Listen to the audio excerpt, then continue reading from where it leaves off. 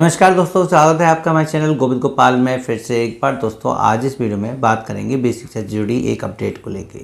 वैसे ये अपडेट कुछ दिन पुरानी है, हमने अपनी वीडियो के माध्यम से भी आप तक ये बात पहुंचाई थी कि ऐसे विद्यालय जहां 50 से कम छात्र नामांकित हैं, इनकी सूची बनाई जा रही है और उनको जो है बंद किया जा रहा है। उस विद्यालय के बच्चों को किसी नज़दीकी विद्यालय में समायोजित किया जाएगा।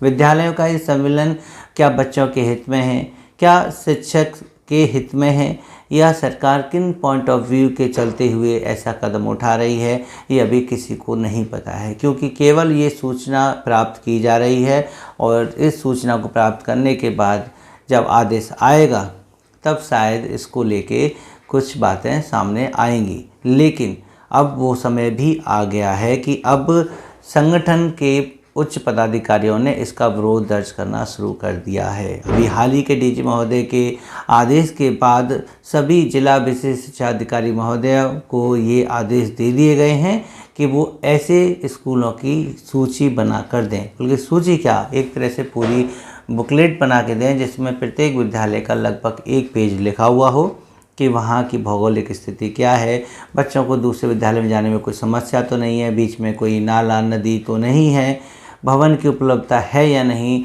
सारी व्यवस्थाएं देखनी है कि बच्चे जो हैं शिक्षा से वंचित न रह पाएँ। परिवहन की सुविधा को लेकर ज़्यादा जोर दिया जा रहा है, क्योंकि ये कहा जा रहा है कि जब बच्चे एक स्कूल से दूसरे विद्यालय में समायोजित होंगे, स्कूल में समायोजित होंगे, तो शायद वहाँ पर उनको परिवहन की सुविधा दी जाएगी, यानी स्कूल की गाड़ी आएगी, उन बच्चों को लेके वहाँ तक छोड़ेगी।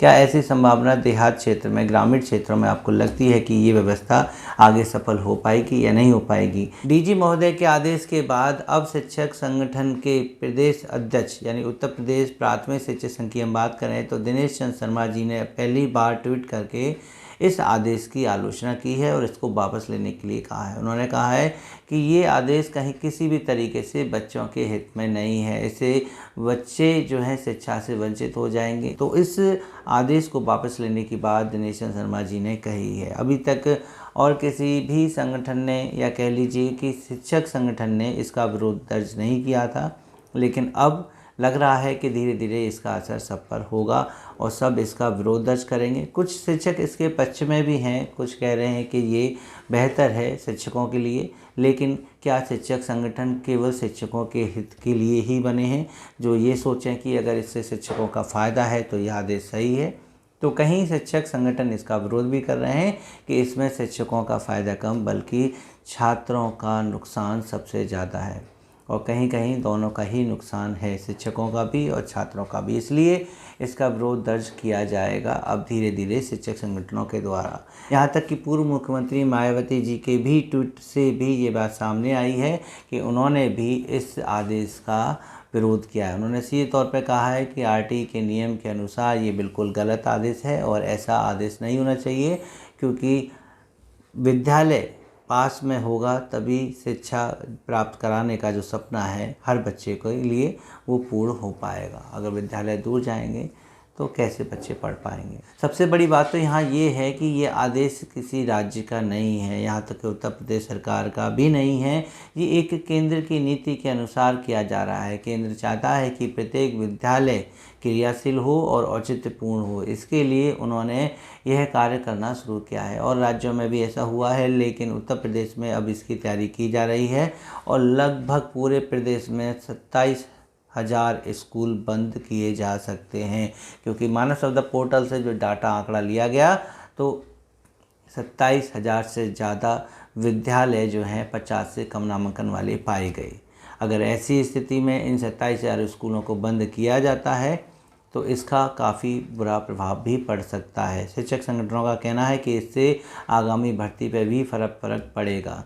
लेकिन कहीं ना कहीं देखा जाए तो 50 जो छात्र नामांकन संख्या दे रखी है इसके क्राइटेरिया की, क्या वो ज़्यादा नहीं है? लेकिन 50 जो छात्र संख्या रखी गई है वो किस मानक के आधार पर रखी गई है, आप इतना सवाल तो पूछ ही सकते हैं। आरटीई के नियम के अनुसार जब 30 पर एक शिक्षक को और 35 पर एक शिक्षक को रखा जा सकता है, तो 50 छात्र संख्या क्यों ली गई? शायद पहले ये आदेश 30 तक के लिए हो सकता था कि 30 से कम नामांकन वाले विद्यालयों को बंद कर दिया जाए, क्योंकि इस पर आरटीई का मानक भी पूरा नहीं हो पा रहा है, एक शिक्षक भी एक विद्यालय में नहीं आ पा रहा है। लेकिन बात यह है कि आरटीई के नियम के अनुसार 50 पर तो 2 शिक्षक होने चाहिए, जो एक शिक्षण संस्थान को चलाने के लिए काफ़ी हैं। यदि वहाँ पर बच्चे 40, 45 या 48 भी हैं, लेकिन 51 बच्चे होने पर विद्यालय बंद नहीं होगा, लेकिन 49 बच्चे होने पर विद्यालय बंद हो जाएगा। तो ये कहीं ना कहीं एक तरीके से एक ऐसी स्थिति बना रहा है जिसमें स्वयं के विवेक की ज़्यादा आवश्यकता है। इसलिए इसमें सीधे आंकड़ों को लेने के बजाय कुछ और भी कारण देखने चाहिए। कुछ ऐसे विद्यालय जहाँ बहुत ही कम बच्चे हैं, 7-8 बच्चे हैं, स्टाफ ज़्यादा है, वहाँ पर बच्चों को समाहित या शिक्षकों को समाहित करके ऐसी व्यवस्था बनाई जा सकती है। शिक्षक संगठन अब नए नए विचार इसमें सामने रख रहे हैं। इसका जो असर बच्चों पर देखने को मिलेगा आगे भविष्य में, वो हमेशा सकारात्मक रहेगा या नकारात्मक रहेगा। इसके बाद क्या निर्णय होगा इसको लेके भी अभी कुछ नहीं कहा जा सकता है, क्योंकि जिस विद्यालय में 48 नामांकन है, अगर वो आज इस साल बंद होता है तो क्या वो अगले साल 5 या 10 बच्चों का नामांकन नहीं करा पाता? क्या वो छात्र संख्या को 50 से ऊपर नहीं पहुँचा पाएगा? और अगर वो संख्या 50 से ऊपर अगले साल पहुँच सकती है तो उस विद्यालय को आज क्यों बंद किया जा रहा है? यही सवाल शिक्षकों के मन में भी हैं, शिक्षक संगठन के पदाधिकारियों के मन में भी हैं। जैसा कि आप जानते हैं कि भारत में निपुण योजना चल रही है, और निपुण भारत मिशन के अंतर्गत हर विद्यालय को निपुण बनाना भी आवश्यक है, ज़रूरी है एक निर्धारित समय सीमा के अंदर। लेकिन इन बच्चों को जब दूसरे विद्यालय में समाहित किया जाएगा तो वहाँ पर कहीं ना कहीं निपुण बनाने में विद्यालय में थोड़ी सी और देरी हो जाएगी। अगर वही बच्चे 2 हिस्सों में बटे होते हैं, 2 जगह शिक्षक पढ़ाते हैं, तो विद्यालय जल्दी ही निपुण बन जाएंगे। तो ये फैसला अभी हाल ही में जल्दी में लेना, क्या निपुण मिशन योजना जो 2025-26 तक हर विद्यालय को निपुण बनाना है, उस पर प्रभाव नहीं डालेगा? क्या उस पर असर नहीं पड़ेगा? इससे पूरे केंद्र का जो भारत का एक मिशन है उसको सफल बनाने में थोड़ी सी कठिनाई तो सामने आएगी ही।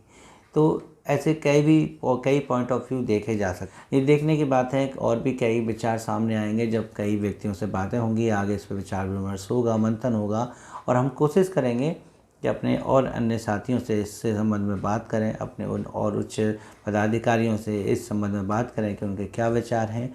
वो इसका विरोध अगर करेंगे तो किस आधार पर करेंगे, किन नियमों के आधार पर करेंगे, क्या वो कोर्ट का सहारा लेंगे, क्या वो वार्ता का सहारा लेंगे, या किसी आंदोलन या धरने का सहारा लेंगे अगर वो इस आदेश को वापस कराना चाहते हैं या इसमें कोई संशोधन कराना चाहते हैं। आपके क्या विचार हैं नीचे कमेंट करके ज़रूर बताइएगा।